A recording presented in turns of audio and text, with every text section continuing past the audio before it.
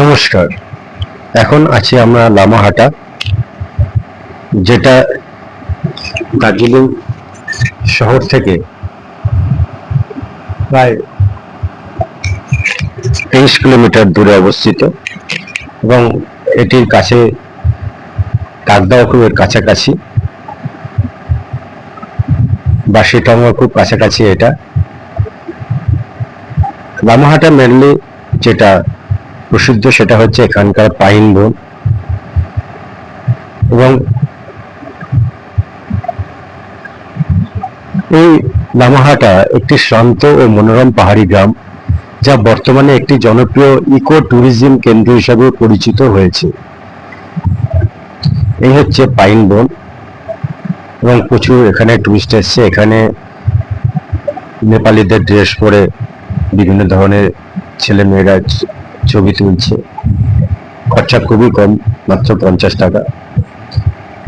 এই হচ্ছে লামাহাটার উপরে একটা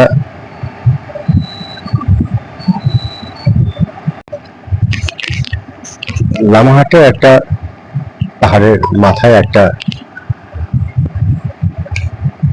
পুকুরি আছে। এটা সেই রাস্তা, যে রাস্তা দিয়ে ওই লামাহাটা পুকুরিতে যাওয়া যায়। লামাহাটা নামের উৎপত্তি দুটি তিব্বতী শব্দ থেকে, লামা অর্থাৎ বৌদ্ধ ভিক্ষুক এবং হাটা যার অর্থ কুঁড়েঘর বা আশ্রম। আক্ষরিক অর্থে এর অর্থ বৌদ্ধ ভিক্ষুর আশ্রম। এই রাস্তায় চলে গেছে, উপর দিকে সবাই হাঁটছে, আমরাও সাথে সাথে হাঁটছি। এবং পাইন বনের পাশেও কিন্তু বেশ কিছু বাঁশ গাছ আছে, এবং বাঁশ গাছের এই একটা সুন্দর তোরণ তৈরি হয়েছে, তার ভেতর দিয়ে যেতে হয়। এই হচ্ছে আমরা তার ভেতর দিয়ে যাচ্ছি। রাস্তাটা বাঁধানোই আছে, পাথরের রাস্তা, এবং এর মাঝখানে এই হচ্ছে রাস্তা, এবং যেখানে অনেকে শর্টকাট মারার জন্য ওই অন্য রাস্তা ধরে, তো সেখানে যাতে না যায় বা রাস্তা ভুলে যায় সেজন্য এরা ওই রাস্তাগুলো দড়ি দিয়ে ব্যারিকেড করে দিয়েছে। এই হচ্ছে রাস্তা চলে গেছে।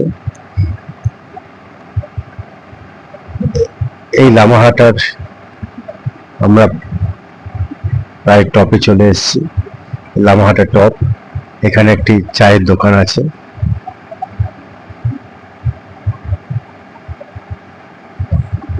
এই হচ্ছে লামাহাটা টপ, প্রচুর পাইন বন আছে। একসময় এই অঞ্চলটি সম্পূর্ণ নির্জন ছিল এবং স্থানীয় ভুটিয়া, শেরপা, তামাং ও ডুকা সম্প্রদায়ের মানুষরা এখানে কৃষিকাজ করে জীবিকা নির্বাহ করতেন। এই হচ্ছে সেই পুকুরি, যেটা অনেকটা ইউ আকৃতির। এটা সুন্দর মনোরম পরিবেশ তৈরি করেছে কুয়াশাচ্ছন্ন লেকে। এই হচ্ছে লেক। এই লামাহাটা আগে অত পরিচিত ছিল না। এটা 2012 সালে পশ্চিমবঙ্গ সরকারের পর্যটন বিভাগ এবং স্থানীয় গ্রামবাসীদের যৌথ উদ্যোগে এই এলাকাটি একটি পরিকল্পিত ইকো ট্যুরিজম কেন্দ্র হিসাবে গড়ে তোলা হয়। এবং এই লেকটি খুব বেশ বড়, এবং এখানে কেউ নোংরা টোংরা ফেলে না, এবং প্লাস্টিক নিষিদ্ধ।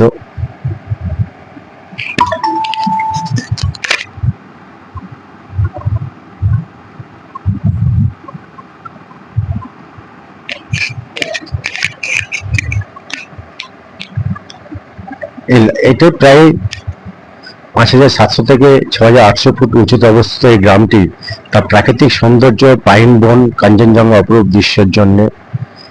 এবং এই যে টপটা দেখতে পাওয়া যাচ্ছে, একটা পাথর আছে, এইখানেই হচ্ছে মেডিটেশন সেন্টার। এখানে অনেকে এসে মেডিটেশন করে, এবং চারিদিকে পাইনের জঙ্গল,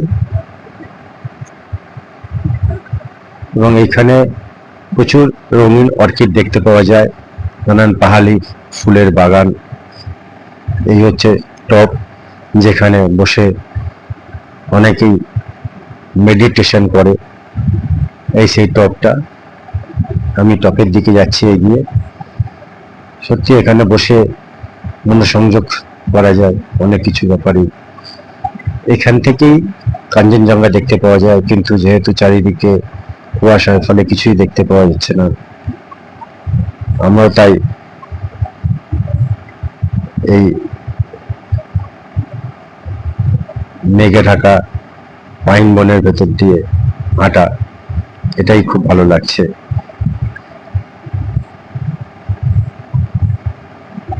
এই হচ্ছে টপটা, নিচে যে দিদির দোকান আছে, টপে একটি মাত্র চায়ের বা ম্যাগির দোকান আছে। দিদি এই চা বানাচ্ছে। উনি একটি সেলফ হেল্প গ্রুপের সদস্য। এখানে উনি টাকা নিয়ে এই ব্যবসা চালাচ্ছেন। উনি একাই এখানে পুরো দেখাশোনা করেন। এই দিদির সাথে কথা। চায়ের দামও খুব বেশি নয়, মাত্র 20 টাকা করে চা, যেটা নিচ থেকে অনেকটাই উপরে, প্রায় 1000 খানেক ফুট ওপর। টপটা দিদি চা বানাচ্ছে। এই হচ্ছে টপে আমরা বসে আছি, চা খাচ্ছি।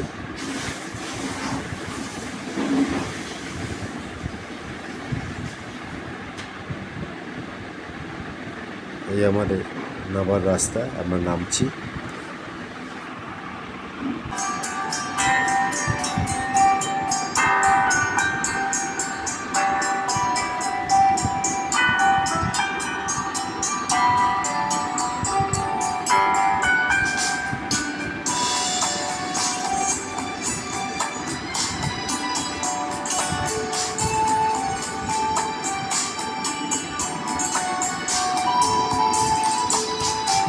এই যে দেখছেন দড়িতে ঘেরা আছে, এটা হচ্ছে যাতে কেউ শর্টকাটে না যেতে পারে, সেই জন্য দড়িতে ঘিরে দেওয়া আছে রাস্তাটাকে ঠিকমতো চেনার জন্য।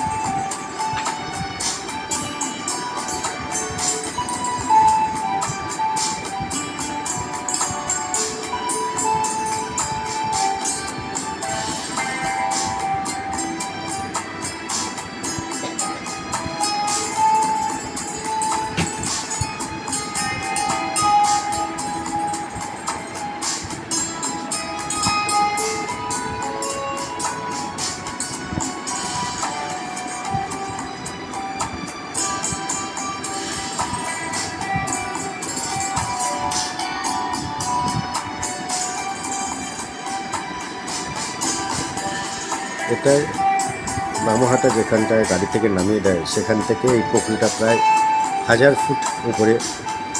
এবং